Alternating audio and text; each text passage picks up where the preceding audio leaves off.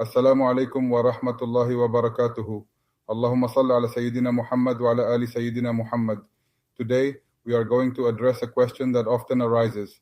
Why do Muslims sacrifice animals on Eid? Many people, especially those unfamiliar with Islamic teachings, might wonder why this practice is followed. Some people even argue that it is unnecessary, cruel, or outdated. So let's explore the wisdom behind Qurbani in a way that makes sense both spiritually and logically. First, it is important to understand that Qurbani is not just about slaughtering an animal, it is about love, faith, gratitude, and sharing with those in need. This act traces back to a momentous event in history, the story of Prophet Ibrahim alayhi aslam. Imagine being asked to sacrifice the most beloved thing in your life. That was exactly the test given to Ibrahim alayhi aslam. Allah commanded him in a dream to sacrifice his son Ismail alayhi aslam. As a prophet and a devout believer, Ibrahim alayhi aslam submitted to the divine command without hesitation. Just as he was about to carry out the sacrifice, Allah replaced Ismail alayhi aslam with a ram, proving that it was not about the act of killing, but about the willingness to obey and trust in Allah completely. Muslims perform Qurbani every year to honor this extraordinary test of faith and to remind themselves of the importance of submission, sacrifice, and obedience to Allah's will. Now, one of the biggest concerns people raise is, isn't it cruel to kill an animal? The answer lies in how Islam commands us to treat animals with utmost kindness and respect. In fact, Islam has some of the most humane guidelines for animal welfare, especially in comparison to modern factory farming and commercial meat production. The Prophet Muhammad sallallahu alaihi wasallam emphasized treating animals with mercy. He said, "Indeed, Allah has prescribed excellence in everything. If you slaughter, then slaughter well. Let one of you sharpen his blade so that the animal may be spared from suffering."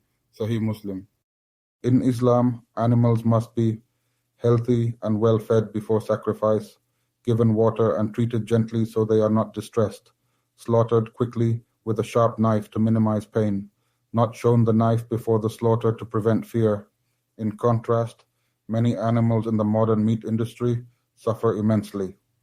They are kept in overcrowded conditions, deprived of fresh air and sunlight, and often subjected to painful procedures. Unlike this, Qurbani ensures that every animal is given proper care, respect, and a painless departure. Another objection people raise is, why not donate money instead of sacrificing an animal? While donating money to charity is highly encouraged in Islam, it does not replace the spiritual and communal significance of Qurbani. If it were only about helping the poor, we could say the same about prayer. Why pray when we could just help someone instead? But every act of worship has a deeper divine purpose. Qurbani teaches us humility, discipline, and the importance of detaching from material wealth. It reminds us that everything we have belongs to Allah and that we must be willing to part with our blessings for His sake. Additionally, the meat from Qurbani is distributed to those in need. Many poor families only get the chance to eat nutritious meat once a year, on Eid. The division of the sacrificed animal is clear in Islam: 1/3 for the family who offers the sacrifice, 1/3 for relatives and friends, 1/3 for the poor and needy. This ensures that everyone, regardless of their financial status, can enjoy the blessings of Eid.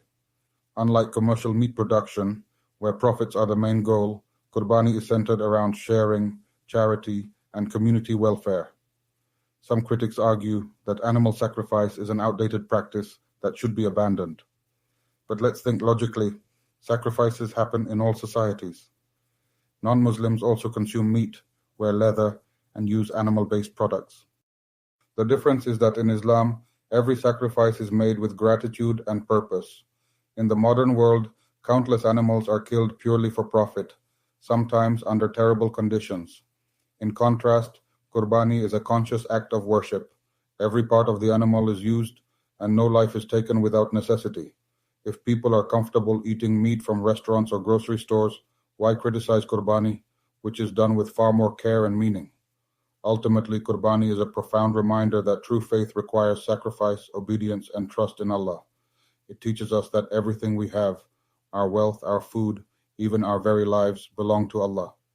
By offering Qurbani, we acknowledge His blessings and commit to helping those less fortunate. It is not just about meat. It is about following the example of Prophet Ibrahim, AS, who showed the ultimate submission to Allah's will. May Allah accept our sacrifices and grant us deeper understanding. Ameen. If you found this discussion meaningful, share your thoughts in the comments. What is your perspective on Qurbani? Let's have a respectful discussion. Jazakum Allahu khairan.